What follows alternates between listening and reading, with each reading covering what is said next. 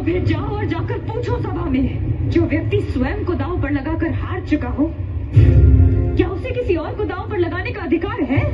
जाके कह दो दुर्योधन से कि याज्ञसेनी द्रौपदी न उसकी दासी है और न ही उसका दासत्व स्वीकार करती है, इसलिए उसके आदेश पर मैं सभा में प्रस्तुत नहीं होंगी। जाओ और जाकर कह दो दुर्योधन से कि द्रौपदी ने कभी अपने पति को उसे दांव पर लगाने का अधिकार ही नहीं दिया, तो फिर हारने का कैसा अधिकार?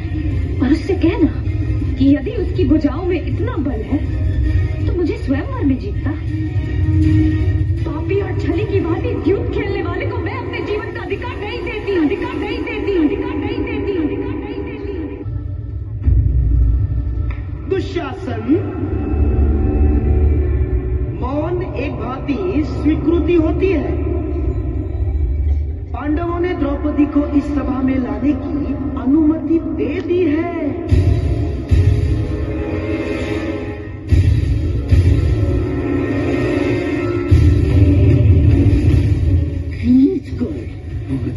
सालों से आ जाओ, दुशासन,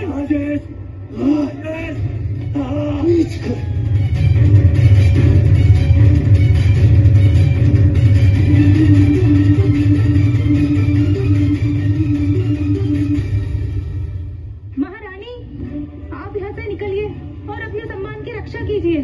कुमार दुशासन को आपको बलपूर्वक लाने का आदेश दे दिया गया है। और वहाँ चल हट यहाँ से।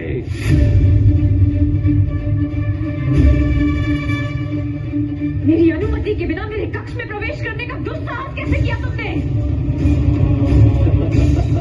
मैं साम्राज्ञी हूँ, हस्तिनापुर की कुलवधू हूँ, तुम्हारी भाभी हूँ।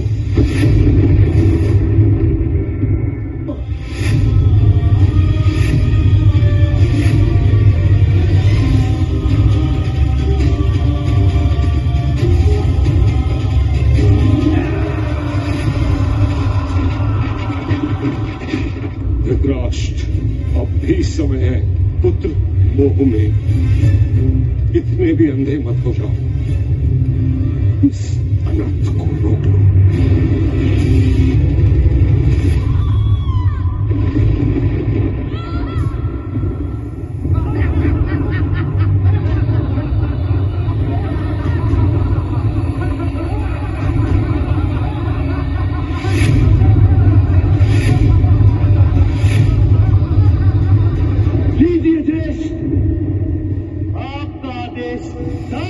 वाली दासी दंड के लिए प्रस्तुत है।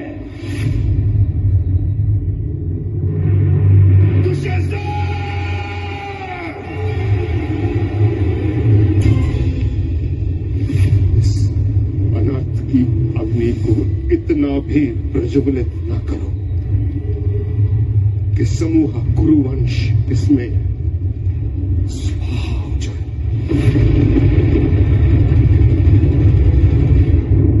हस्तिनापुर की राज्यसभा में ये किस प्रकार का व्यवहार हो रहा है महाराज?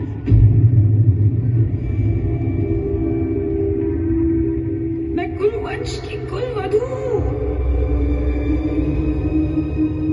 आपके अनुज की पुत्रवधू हूँ, कुरु राष्ट्र की प्रतिष्ठा हूँ।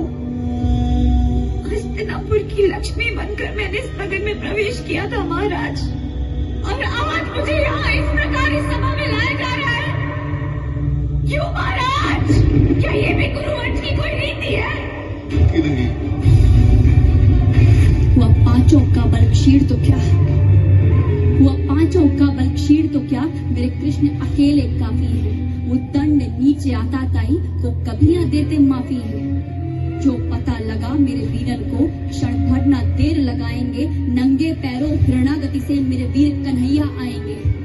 नहीं भगिनी मैं लाचारों की, मधुसूदन मेरा भाई है, लगता दुशासन दुर्योधन तेरी मौत शीश पर आई है।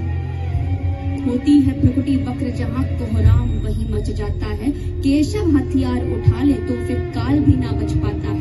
यदि आए भैया सभा मध्य तो कोई नहीं बच पाएगा, जब जग सुदर्शन घूमेगा सब मूली सा कट जाएगा।